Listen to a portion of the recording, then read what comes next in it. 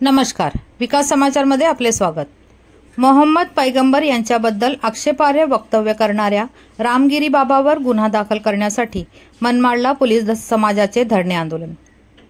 मुस्लिम धर्माचे प्रेषित मोहम्मद पैगंबर यांच्याबद्दल आक्षेपार्ह वक्तव्य करणाऱ्या सरलाबेट येथील रामगिरी महाराज यांच्या विरोधात मुस्लिम धर्मीयांच्या भावना दुखावल्याप्रकरणी गुन्हा दाखल करावा अशी मागणी करण्यात आली। मात्र जिल्हा पोलीस अधीक्षक यांनी FIR घेण्यास नकार दिला।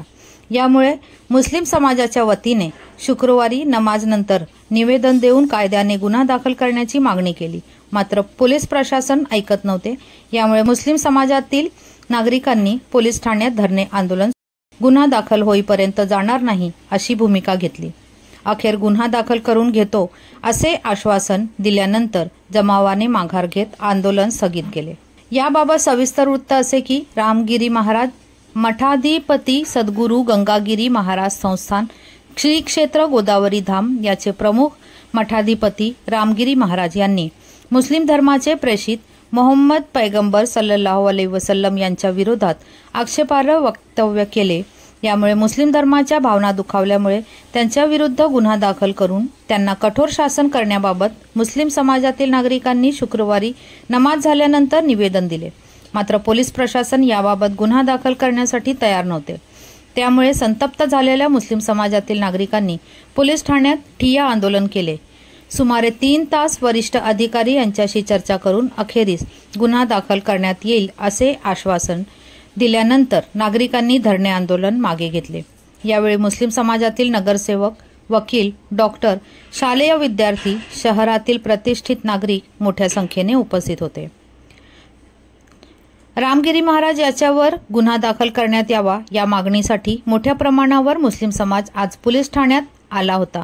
मात्र जिल्हा पोलीस अधीक्षक यांनी गुन्हा दाखल करण्यास स्पष्ट भाषेत विरोध केला। यामुळे मुस्लिम समाजातील नागरिक संतप्त झाले आणि त्यांनी पोलीस ठाण्याच्या बाहेर मौलाना यांच्यासोबत जमिनीवर बसत ठिय्या आंदोलन सुरू केले। बघता बघता मोठ्या प्रमाणावर गर्दी जमा झाली व सुमारे 3 तासापेक्षा जास्त काळ बसून राहिल्यानंतर अखेर जनभावना समजून घेत गुन्हा दाखल करण्याचे आश्वासन दिले। तेव्हा आंदोलन मागे घेण्यात आले। आजच्या घटनेची दखल जिल्हा पोलीस अधीक्षक यांनी घेतली व कायदा सुव्यवस्था बिघडू नये यासाठी ते स्वतः या प्रकरणी लक्ष घालून होते। त्यांनी आंदोलनकर्त्याशी चर्चा केली व त्यांना समजवण्याचा प्रयत्न केला। शिवाय माझ्याकडे या, मी चर्चा करतो, मग आपण मार्ग काढू असे त्यांनी सांगितले। जिल्हा पोलीस अधीक्षक साहेब, कृपया असे सर्वांच्या बाबतीत करत जा। मनमाड शहरासह नांदगाव तालुक्यात मोठ्या प्रमाणावर कोणत्याही प्रकारची शहनिशा न करता खोटे गुन्हे दाखल करण्यात आले आहेत। त्यामुळे एकाला एक व दुसऱ्याला एक न्याय देऊ नका असे मनमाड येथील मुस्लिम बांधवांचे म्हणणे आहे। धन्यवाद।